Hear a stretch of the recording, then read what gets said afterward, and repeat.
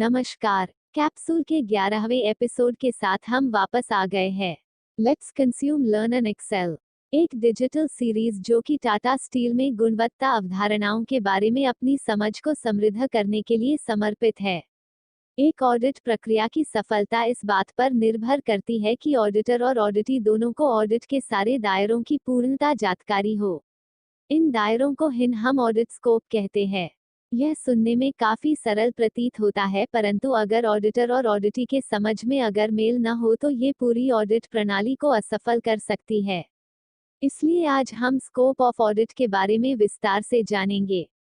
यहाँ हम जिस ऑडिट का जिक्र कर रहे हैं वह सभी क्षेत्र जैसे क्वालिटी, एनवायरनमेंट, लैब प्रबंधन, हेल्थ तथा सेफ्टी से संबंधित सभी स्टैंडर्ड्स के लिए मानक हैं।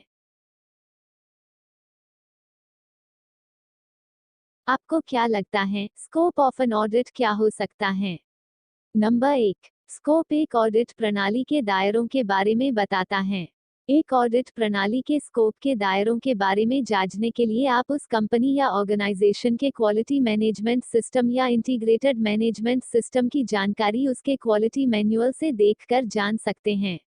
नंबर 2, इसके मदद से एक ऑडिटर या ऑडिटी किसी भी प्रणाली के सीमा या दायरों को समझ सकता है। जिस भी प्रक्रिया को ऑडिट करना है उस प्रक्रिया की जानकारी उसके प्रोसेस इंटरेक्शन मैट्रिक्स या प्रोसेस फ्लो से मिल जाती हैं।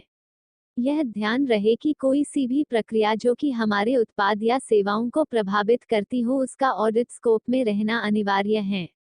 नंबर 3, यह ऑडिट किस गहराई तक करनी है इसके बारे में बताता है।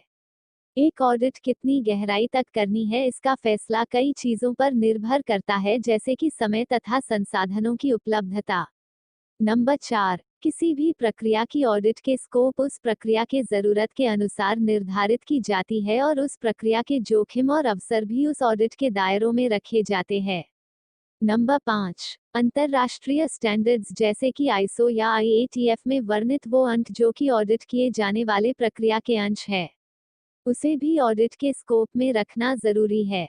ऑडिट स्कोप में ये बात का भी ध्यान रखें कि यह ऑडिट किस डोमेन जैसे कि क्वालिटी या एनवायरनमेंट या लैब प्रबंधन या हेल्थ एंड सेफ्टी या फिर इन सभी के मेल है। हम एक ऑडिट के दायरों को जितनी अच्छे से परिभाषित करेंगे उतना ही अच्छा हमारा ऑडिट प्रक्रिया होगी।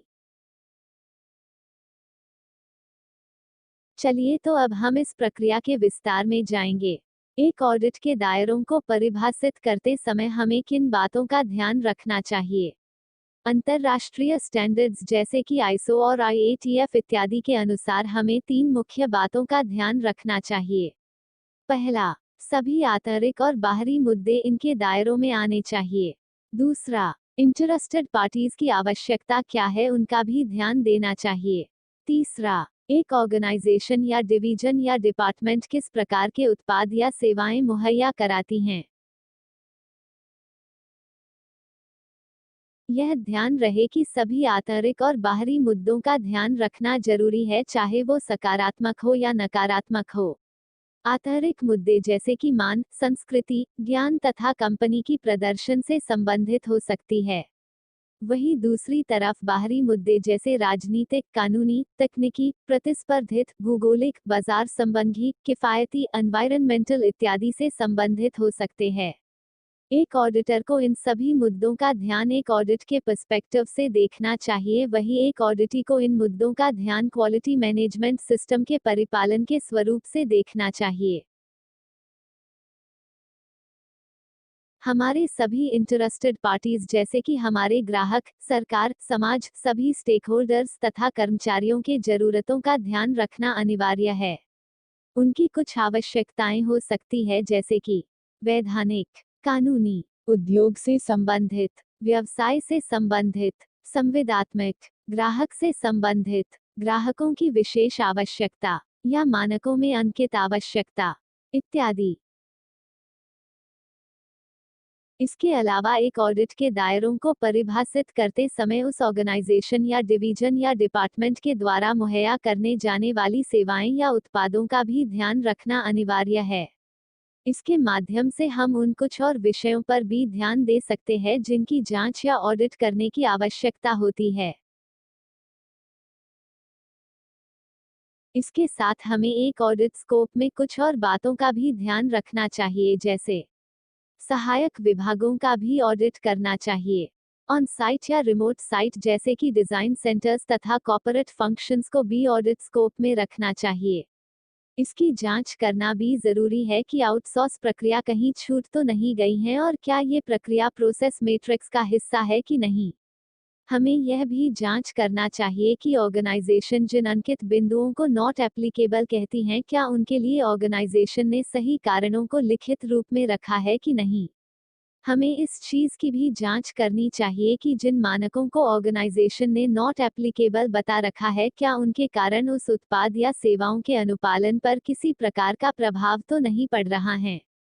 इस बात का भी हमें ध्यान देना चाहिए कि क्यूएमएस या ऑटोमोटिव क्यूएमएस में किन अपवादों की अनुमति दी गई है।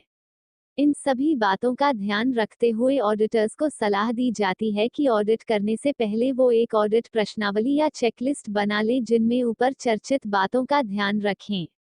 इसके माध्यम से हम एक सफल ऑडिट कर सकेंगे तथा ऑडिटी को भी अपने क्यूएमएस या आईएमएस में चर्चित सभी अंकों एवं दायरों का ध्यान रखकर ऑडिट की तैयारी करनी चाहिए। हमें आशा है कि इस एपिसोड के माध्यम से आपको यह पता चला होगा कि एक ऑडिट के दायरों को परिभाषित करते समय किन बातों का ध्यान रखना चाहिए और यह किस प्रकार एक सफल ऑडिट प्रणाली में मदद करता है।